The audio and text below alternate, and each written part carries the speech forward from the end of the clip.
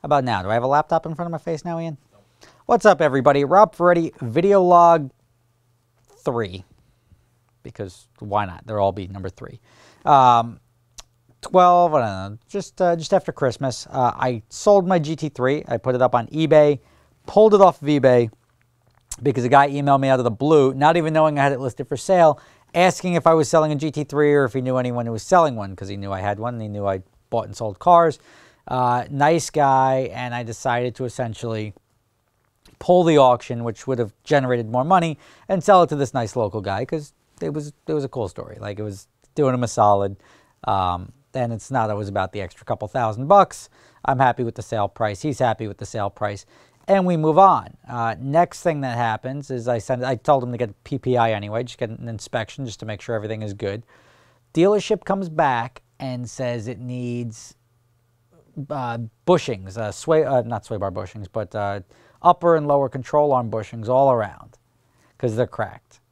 And that's from street use, and that it's like $6,500, which to me is, I don't know, I didn't notice anything wrong with the car, so we'll see what happens. I brought it over to another shop in Hackensack, Hackensack Auto Spring, which is where I bring all the Ferraris and Lamborghinis to get done. And they looked and they're like, nothing wrong with it. But I had them go look again to make sure nothing's wrong with it. I guess just when you bring a car in for a PPI, it brings me back to a story that when we bought the Ferrari 430 Challenge car, the dealer's not really doing their job unless they find stuff wrong with it. And they found, like, well, there's, the lower valence is scraped and whatever. There's a chip on the wheel. When I bought the 430 Challenge car, it was $125,000. And I got it PPI'd at Ferrari of Fort Lauderdale, and they came back with $115,000 worth of work. And I'm like, so what, should I offer the guy 10 grand for the car? Obviously, like, the work didn't need to be done. We did whatever basic maintenance had to be done. It was brakes and whatever, but they $40,000 for brakes, and the whole car's got to be repainted because there's some rock chips. It's a race car. They're selling me a race car. I don't care if there's rock chips on it. You're charging me $20,000 to repaint the whole car because there's rock chips on a race car. It makes no sense. So, long story short, we bought the car anyway. The $125,000 was a fair price.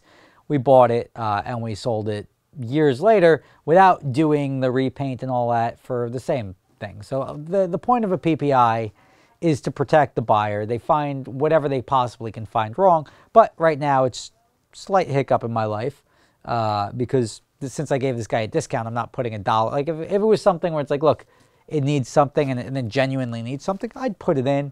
But since I'm selling it to the guy cheaper than I would have sold it to anyone else and not had to deal with this, I'm just helping him fix it cheaper. If I can verify that there's something that he wants to fix, we'll deal with that.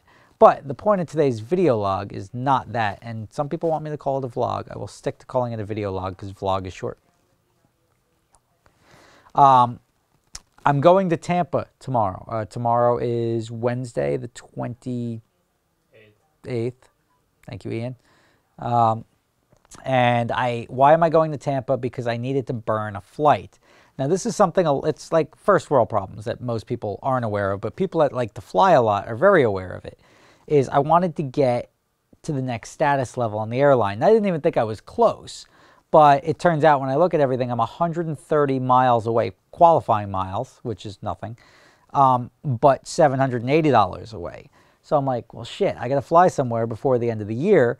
And I just booked it yesterday. I got a ticket to and from Tampa. And I was looking all over. I was looking about going to Montana. I was looking to go to Europe. I was looking to just, you don't want to overspend. I don't want to spend $2,000 to get to the next status level. But if there's something I can do to spend that, whatever, that $780, which is what I had to spend, I was able to find a flight to and from Tampa, which is where the $10,000 Viper is.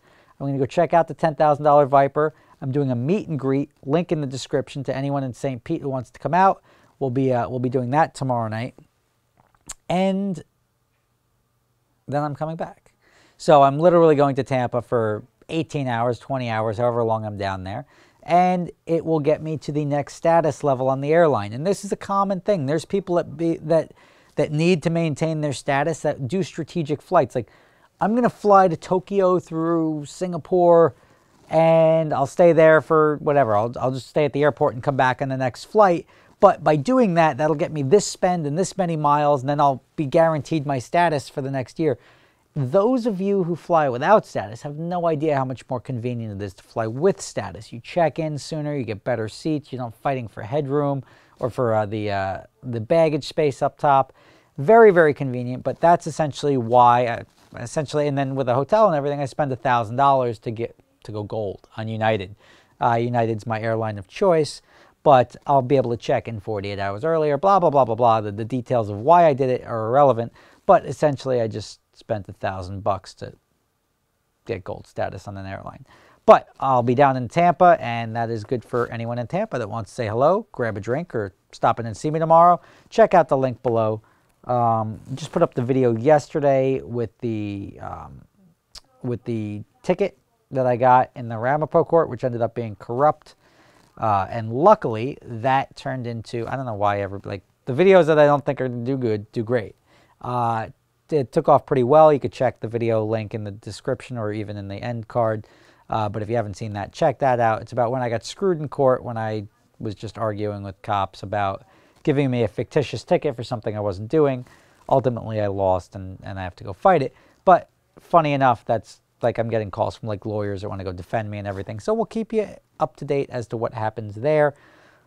Other than that, gave away the BMW on Sunday. What else do you talk about in the video log? This is what I do. Going to Florida tomorrow. If you guys are down in Florida, come say what's up.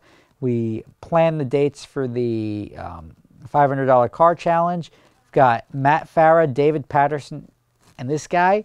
If you could think of anyone else you want in there, throw their name in the comments and upvote it. And if there's anyone else that would benefit or be good in the $500 car challenge in January, we'll get them out there. Thank you for watching. Enjoy the rest of your day. I will see you tomorrow in the next YouTube video. Merry Christmas. Happy Hanukkah. Merry Kwanzaa. Happy Festivus. Thanks for making it through the whole video. I appreciate it. If you like what you saw, like below, comment below. Those both help my videos go up in rankings, and that helps me out. So thank you for that. If you don't enjoy it, don't say anything. But since YouTube does its own things in the end here, I have 20 seconds in which to do that. And that's going to stop right now.